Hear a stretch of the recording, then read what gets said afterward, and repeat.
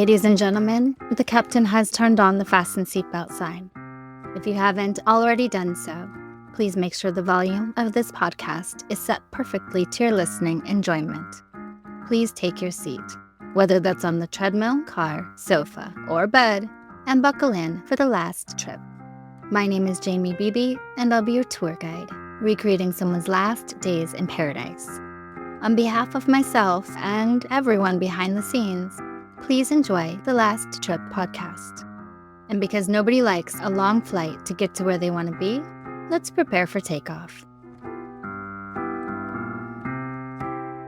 Why are so many people going missing and ending up murdered on the vacation island of Tenerife? And could it be the work of a serial killer? At least 12 people are known to have disappeared from the small islands of Tenerife and La Gomera so far in 2024. Overall, 28 people are currently missing under mysterious circumstances on the island since 2015, and many of them are tourists. Is it simply misadventure in the rugged terrain, or is something much more sinister going on? Let's dive into the island of Tenerife and see if we can discover what darkness lies beneath this gorgeous vacation location. Now, just to be upfront, there are two different pronunciations for this island. The British pronunciation is normally Tenerife, while the American pronunciation is Tenerife. Being American, I've decided to go with Tenerife. Tourists looking for an easygoing, fun holiday in the sun have headed to the island of Tenerife for decades.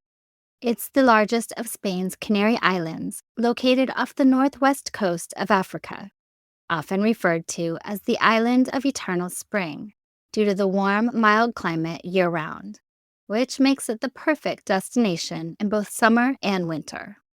The south tends to be a little warmer and sunnier, while the north is cooler and greener because there's more rainfall. From the party vibes of the neon-lit strip of Playa de las Americas to the spiritual hikes across cacti-infested ravines, there is something for everyone. Mount Teide is a huge tourist draw, being Spain's highest peak and one of the world's largest volcanoes. You can visit Teide National Park by cable car or by hiking. Once you're at the top, you'll find panoramic views of the island and even the neighboring islands on a clear day. It is absolutely gorgeous. If you love the beaches, Tenerife is for you. There are black sand beaches or golden sand beaches, so take your pick. One of the most popular areas for tourists is Playa de las Americas, which is also where many have gone missing over the years. Developed in the 1960s, specifically as a resort area on the island's southwest coast, it's grown into a major attraction for visitors to the Canary Islands.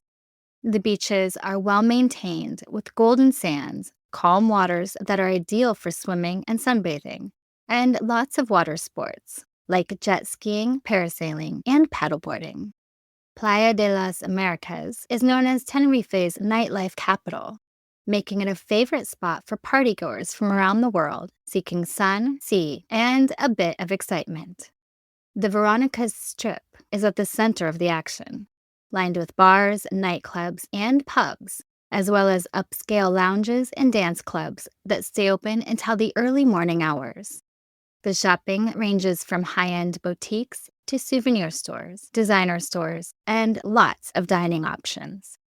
The area has accommodations for all budgets, ranging from all-inclusive resorts and family-friendly hotels to more affordable apartments and hostels. The luxury resorts are well known for the pools, spas, and ocean views. Some even have private beach access or exclusive adults-only areas for a more intimate experience.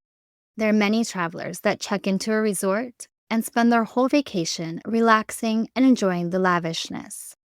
But if you travel like I do, you skip the luxury and opt for a more odd and macabre experience when visiting new places. The abandoned leper colony of Erico would be an attraction you won't want to miss.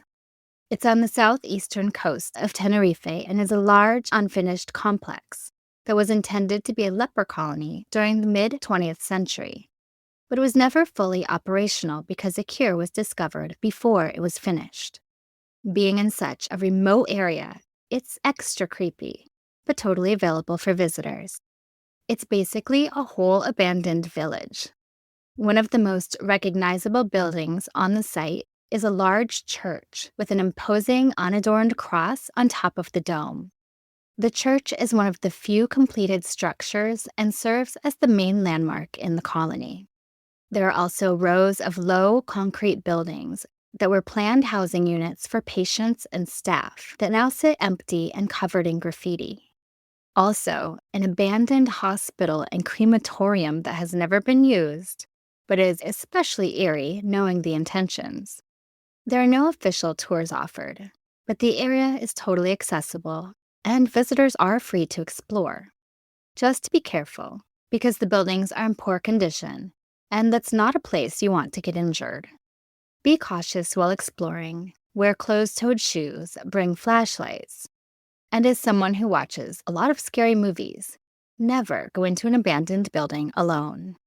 Tenerife is a gorgeous and mostly safe place to visit, but with its rocky cliff faces and harsh terrain, the island also has a dangerous side, with completely inaccessible areas. Plus, people have been mysteriously vanishing at an alarming rate for such a tiny tourist island. Official data from the Spanish Ministry of the Interior states that between 2020 and 2023, at least 460 adults went missing in the Canary Islands, a population of just 2.2 million, although many were found quite quickly. Right now, though, Tenerife has the second highest number of missing people in all of Spain, following Andalusia, which has a population 4 times larger at 8.5 million. On June 17, 2024, 19-year-old British tourist Jay Slater went missing, and it became one of the most high-profile missing persons cases the island of Tenerife has experienced. There was an extensive search, lots of rumors and theories, and finally, a body. The media attention around his disappearance also brought to light the disappearance of many more that weren't getting the same attention. When the numbers started adding up, many online sleuths started to speculate a serial killer was lurking on the island. Was it just a series of accidents, aliens, a curse on the island, or the work of a serial killer throughout the years? There are adults who vanish for no apparent reason, elderly, sick individuals who one day leave home and never return, runaway teenagers, individuals lost at sea, and a whole bunch of missing tourists. Let's get to know a few of the traveling victims in this case, and the clues about their disappearances.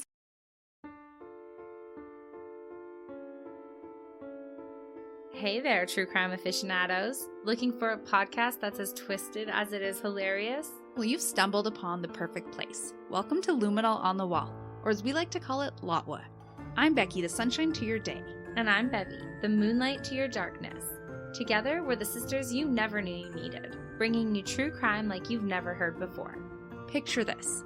2 sisters, complete opposites. Yeah, she's all sunshine and kindness, while I'm the queen of sarcasm and sass. But that's what makes our sister chat so relatable. We're like the sun and the moon, lighting up your true crime journey with laughter and irreverence. That's right. We dive into the darkest corners of humanity, but we don't just stop at the gore and the controversies. Oh no. We're here to roast the characters, each other, and sometimes even ourselves. We laugh hysterically at our own jokes. And we swear like sailors while we're at it, so if you're easily offended, consider this your warning. But if you're ready for a wild ride through the twisted minds of murderers, join us on Lotwa. We'll cope with the horrific nature of our content the only way that we know how. That is with a healthy, or maybe excessive dose of sarcasm, wit, and a touch of crass humor. So what are you waiting for? Hit that follow button and join our sisterhood as we navigate the murky waters of true crime together. We promise you won't regret it.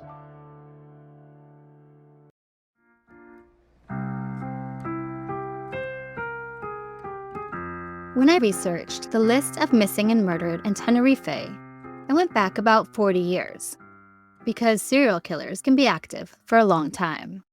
If there is a killer, And he started in his 20s, 40 years ago. He'd be in his 60s now. For the timeline, that made the most sense to me. First up, we have 18-year-old Billy Bennett, who vanished from his holiday in Tenerife at the end of 1985. Billy was from Holborn, London, and originally planned his vacation to Tenerife with a friend. But at the last minute, his friend backed out. Billy decided to go anyway and make it a solo adventure. He stayed at the Las Americas resort and was a regular at the Sgt. Pepper's nightclub during his trip. Eventually, his friend joined him, but brought his girlfriend, so the boys only met up a handful of times. On one of the occasions they met up, his friend said Billy seemed rather worse for wear, that he had lost all his money and had nowhere to stay. And this was before cell phones, surveillance cameras, and all the other technology we take for granted. Billy was last seen in person on December 1st, 1985. There have been no leads in his disappearance. In March 1987, 23-year-old Ricky DeCotta went to work in Tenerife for the holiday season. He was really excited about being there, hanging out in the sun, meeting loads of new people. And at that time, the 80s club scene in Tenerife had quite the reputation for sex, booze, and sunshine. It was definitely the place to be. Ricky's holiday job was working for Sgt. Pepper's Disco Pub, selling tickets for beach parties in Playa de las Americas, the same bar that Billy Bennett was frequenting just 2 years earlier. In October, he called his mom asking for money to get a flight home for Christmas because his visa was up. His mom sent him the money, and he called back once he received it. But that was the last time they ever heard from him. When he didn't show up or contact his family over Christmas, the family started to worry. A week after Christmas, his uncle and sister went to Tenerife to search for him. But there was no sign of him, and no one had any information on where he was. It seemed he also vanished without a trace. 5 months later, his passport was sent back to his family in London, addressed to Ricky from a tourist organization in Spain, saying that it had been handed in to them and they hoped he enjoyed his stay. It was never clear who turned the bag in. A year after he disappeared, a witness said she bumped into Ricky in London, but that only led to a dead end. There were rumors that he crossed the wrong people who were part of the local mob and involved in drugs, and he was murdered. But that came as a shock to his family because it would have been totally out of character. Ricky was sporty and healthy and the type of person who walked away from trouble, not the type to get mixed up in drugs. A few years later, 5 unnamed bodies were found in Tenerife, and his DNA was tested against them in 2001, but all came back inconclusive.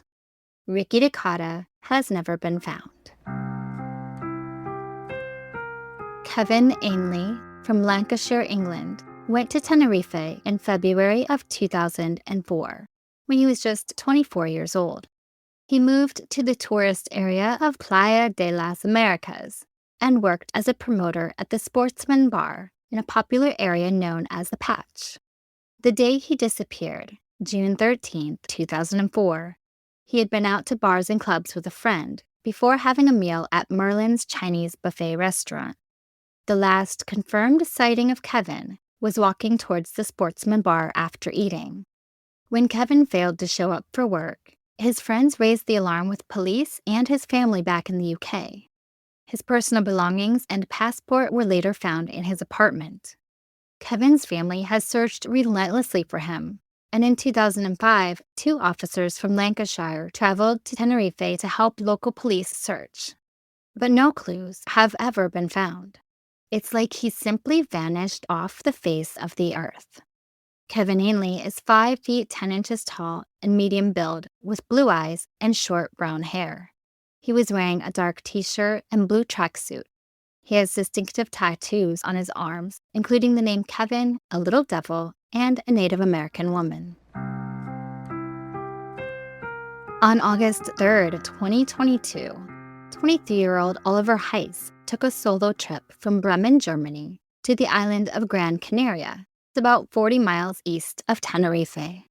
He was an enthusiastic hiker and planned to explore the Canary Islands, bringing with him a blue backpack, a sleeping mat, and a compass.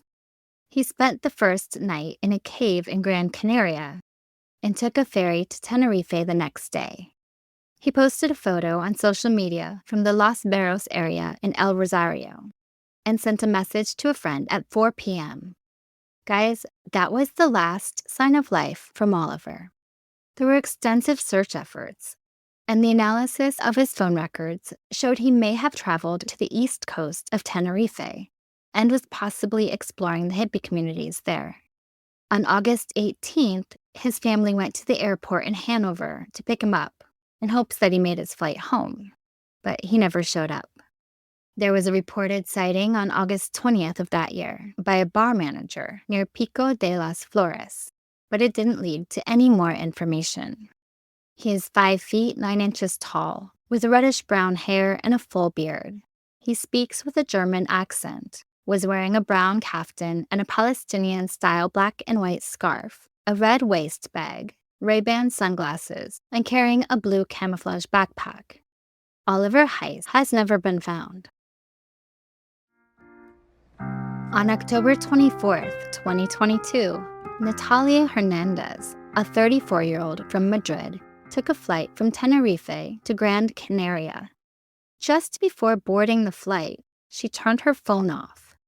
When she landed at the La Palma airport, she left without collecting her suitcase and never returned to get it. She intended to take a bus to a hotel in Fuencaliente, where she was going to start working, but she never arrived. It's not even known if she ever left the airport, and her family has no idea where she could possibly be. The circumstances of her disappearance are extremely strange, and there are absolutely no clues. Natalia has long blonde hair, blue eyes, a light complexion. She's 5 feet tall and 110 pounds. She has a tattoo from her right shoulder to the middle of her back, a nose piercing on the right side, and was last seen wearing dark-colored pants and a coat with pink sneakers. Natalia Hernandez has never been seen again, and there are still no clues in her disappearance. Gary Watson Shearer was 53 years old when he went missing on March 16, 2023, in the island of Lanzarote, another of the Canary Islands. He arrived from Scotland on a solo trip to celebrate St. Patrick's Day. When he got to the Oasis apartments, he sent a photo to his family as he sat poolside. Then he put some items in a safe in his hotel room and took about 70 pounds spending money with him. Gary texted his mom at 5:30 p.m. to say he was on his way out for the night. He was then captured on CCTV at the Spar shop and is believed to have asked someone for directions to bar 767. Another CCTV image shows him walking near the Spar alongside a man about the age of 60 to 70 with white hair and a beard, wearing a brown jacket and a white shirt with dark pants. Gary finally made it to bar 767, a Celtic-themed bar, where his phone pinged for the last time. There were reports that Gary was seen on CCTV lying unconscious in a doorway at 1:30 a.m. the following morning, but those reports were never confirmed. Police are still looking to identify the man who was seen in the first CCTV video footage. Gary's family still calls his phone daily, hoping that he will answer, but he has never been seen or heard from since. When Gary went missing, he was wearing a green and white Celtic FC football shirt, white shorts, white trainers with a blue and yellow stripe, and carrying a black man bag. He is 5 feet 3 inches tall and slim build. Gary suffers from epilepsy and type 2 diabetes. Plus, he walks with a distinctive limp. He has black, graying hair, brown eyes, and several tattoos. A distinctive tattoo that says Gary is on his neck. Having exhausted all the leads, the police case has been closed and marked unresolved, but his family continues to actively search for him. In March of 2024, an appeal was launched for a woman named Andrea, who is thought to be Spanish but may have a Dutch dual nationality. The alarm was raised by a local musician who had allowed her to spend a few nights in his motorhome in the popular resort of Los Cristianos because she had nowhere else to stay and no income. But then she vanished. The musician tried to make inquiries and contact her Facebook friends, but did not receive any clues to her whereabouts or any more about who might be searching for her. She's also thought to have previously lived in the Netherlands, but her relatives are unknown. She has not been seen since and is presumed missing. On April 24th, 2024, a Belgian couple that had been living in Tenerife were reported missing. Unfortunately, 66-year-old Laura Gaston was soon found floating in the sea off the coast of Tenerife by a fisherman. Reports said that she was missing one hand and both legs, and her head was wrapped in a plastic bag.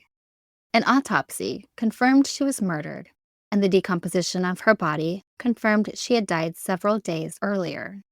Her husband, Mark Francis, 71 years old, has not been found, but is presumed dead. Mark is 5 feet 7 inches, weighs about 160 pounds, and has green eyes. In June, Spain, working with Belgium's federal police, said they made 3 arrests, 2 in Belgium and 1 in Tenerife, in connection with the gruesome case. But no further updates have been provided since then. And after that, the timeline brings us to British tourist Jay Slater, whose media attention inadvertently helped many other missing and murdered tourists gain attention for their cases. Jay was 19 years old when he went to Tenerife with some friends. On June 17th, they went to the NRG Music Festival at the Papagayo nightclub, and after getting back to their Airbnb, Jay got into a car with 2 men he met a few days prior. The 3 of them drove to another Airbnb about 40 minutes away. The men offered Jay a blanket, phone charger, cigarette, and a towel in case he wanted to shower, and they went to sleep. At 7:30 a.m., Jay posted a photo on Snapchat showing him wrapped in a blanket and holding a cigarette at the doorway of the property. Around 8 a.m., Jay asked the owner of the rental when the next bus was coming, and she told him 10 a.m. While Jay was putting his shoes on, one of the men woke up and offered to drive him home after he got some sleep. But Jay said he wanted to go get food. He then walked uphill along the road, the opposite direction of where he was staying. About 15 minutes later, Jay called one of his friends he was with in Tenerife, who told him to turn on his location and order a taxi, because the walk home would be 14 hours. While they were chatting, another call came through, and Jay said he would call him back. At 8:50 a.m., Jay called the other friend he was with in Tenerife and said he was in the middle of the mountains with nothing around, that he needed water, and his phone was only on 1%. That was the last time anyone ever heard from Jay Slater. 29 days later, they found his body in a remote ravine. An autopsy concluded he died from head injuries consistent with a high fall. And while it sounds like a cut-and-dry case of misadventure, there were a lot of conspiracy theories out there, mostly centering around murder. It was because of these conspiracy theories, people started looking through the list of missing for commonalities, wondering if there were any ties that might lead to something more sinister. Let's take a look after this. Is there a serial killer in Tenerife? If there is, it wouldn't be the first serial killer on the island. That would be Damaso Rodriguez Martin, better known as El Brujo, or the Warlock, who was a Spanish serial killer and rapist. The Warlock committed his first murder on November 11th, 1981, when he killed a young man who was with his girlfriend in the area of El Moquinal. The Warlock was a voyeur who liked to watch couples having sex, but this time he went too far. First, he killed the man, and then beat and sexually assaulted Mazda while her boyfriend's body was still in the vehicle. He then put Mazda in the car and drove them both to Llano de los Viejos, where he abandoned them. but somehow Mazda lived. The warlock was caught and sentenced to 55 years in prison for murder, rape, theft of a firearm, and unlawful possession of weapons. But he didn't stay there long, because he escaped from prison on January 17, 1991, and fled to the mountains of Anaga, hiding and waiting for an opportunity to kill his wife, because she'd distanced herself from him while he was in prison. And for someone like the warlock, that was unacceptable. While he was waiting for a chance to murder his wife, he went on a killing spree. On January 23rd, the body of German tourist Karl Flick was found on a forest road. The next day, authorities recovered the body of his wife, Marta Cooper, who had obvious signs of strangulation. Authorities knew immediately that it was the work of the warlock. But it didn't stop there, because there were several robberies and another sexual assault that all pointed in his direction. On February 19, 1991, a family came home to discover their door had been forced open and the burglar was still inside. They alerted the police, who found the warlock in the house, but he had no intentions of going back to prison. It culminated in a huge shootout, and near the end he tried to end his own life by placing a hunting shotgun under his chin and firing, using his toes to pull the trigger. But because of the length of the gun, he survived. Still not wanting to surrender, he continued to exchange gunfire with the officers until he was dead. Which means he couldn't be the one murdering tourists all these years later. And on a side note, if you're into seeing creepy things, it is totally possible to visit Casa Fuset, the rundown abandoned building that the warlock hid in when he was on the run after escaping prison in 1991. It's located in the mountainous area of El Moquinal in La Laguna, and a bit of a hike to find, but totally possible. The Fuset house is also linked to paranormal phenomena and satanic rituals, with many people claiming to hear sounds from beyond the grave. But back to the cases in this episode. Serial killers usually have a pattern. There is a consistent method in committing the crimes, like the way the victims are killed, disposed of, or targeted. In the cases I've covered here, there are a few patterns, and most of the victims are still missing, so it's hard to say if there are more patterns. But many of the victims are tourists, and most went missing around Playa de las Americas. Looking at the timeline, these cases cover the last 40 or so years. It's possible for a serial killer to go on for that long, but harder to go that long unnoticed. In the 70s, 80s, and even the 90s, it was easier for a killer to fly under the radar because we didn't have the technology we have today, like DNA, surveillance, and social media. In a place like Tenerife, with the terrain and a lot of people off-grid, staying under the radar could still be a possibility. On small islands, cases of disappearances or finding bodies can raise concerns about foul play being the work of a serial killer.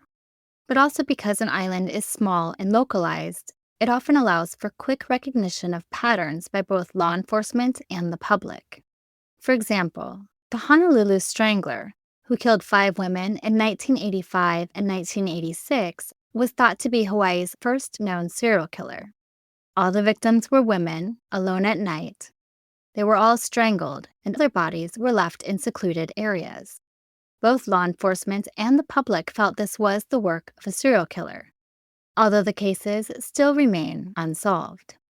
At the end of the day, I don't think there's a serial killer working in Tenerife.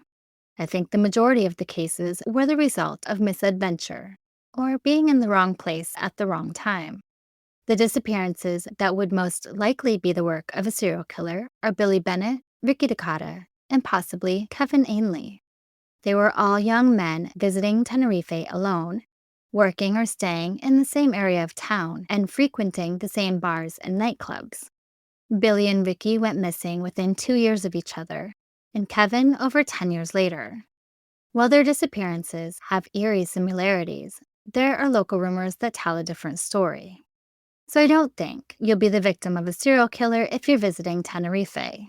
But I do want to cover some safety tips if you're planning to go there. Tenerife is an extremely safe island to visit. Violent crime is rare, but like everywhere in the world, it does occur.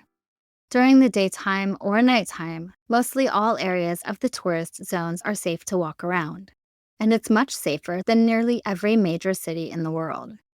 If you're traveling alone, you may want to avoid some of the more notorious nightlife areas late at night, because these areas tend to attract more drunks, drug users, criminals, and troublemakers. Taxis are cheap in Tenerife, so there is no need to risk walking unfamiliar routes at night unaccompanied. If you're out and see any trouble, like a drunken fight near a bar or club, a good rule of thumb is to stay away.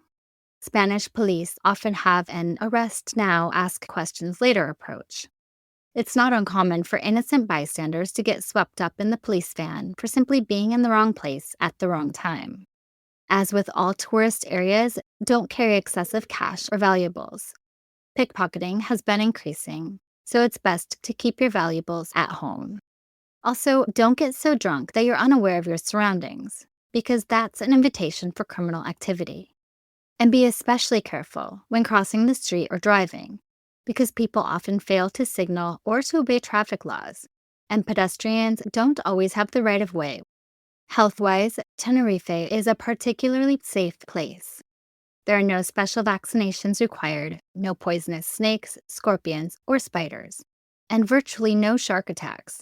They average about 1 attack every 30 years. There's also an extremely low risk of earthquakes, hurricanes, or other extreme weather.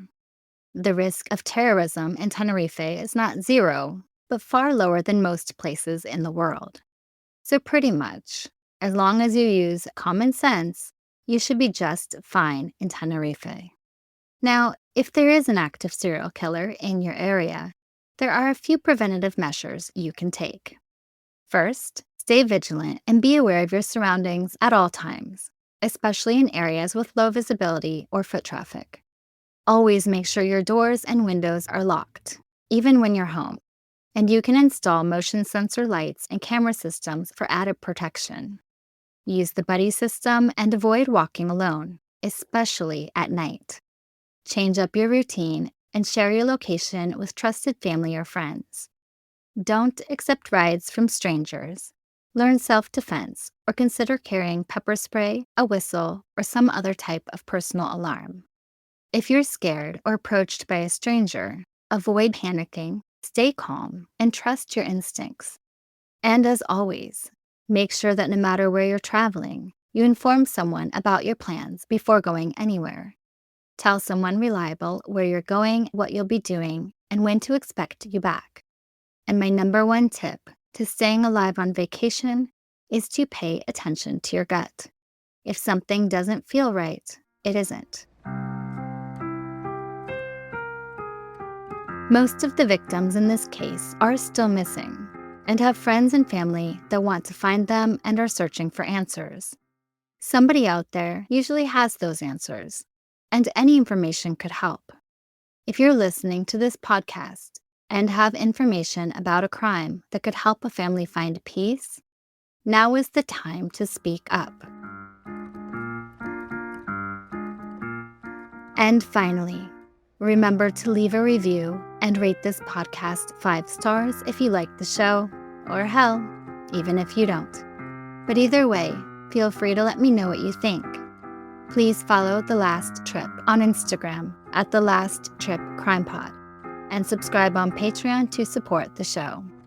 You'll get extra research, videos, photos, and updates, and even learn more about my personal travels. That's patreon.com/The Last Trip Podcast. I'm Jamie Beebe, bringing you your last trip and signing off until the next one.